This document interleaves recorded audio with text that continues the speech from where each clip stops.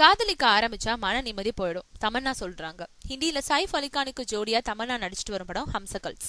இந்த படத்துல இன்னொரு நாயகியா பிபாஷா பாசுவும் நடிக்கிறாங்க. இந்த படத்தை ஷாஜித் கான்ற இளவட்ட டைரக்டர் இயக்கிக்கிட்டு இருக்காரு. இதுல நடிக்கிறதுக்கு தமன்னா கால் ஷீட் இல்லன்னு மறுத்து விட்ட போதும் அவங்களுக்காக பல மாதங்களா காத்திருந்து அவங்களை கமிட் பண்ணினாரு ஷாஜித் கான்.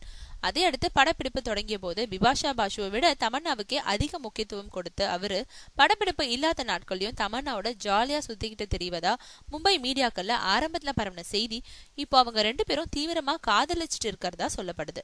ஆனா இந்த செய்தியை அதிரடியா மறுத்திருக்காங்க தமன்னா.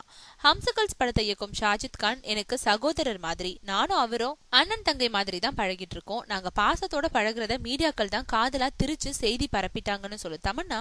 சினிமாவில காதலிக்கிறதுக்கு பல முறை சந்தர்ப்பங்கள் அமைஞ்சுது. ஆனா நான் அதுக்கு இடம் கொடுக்கல.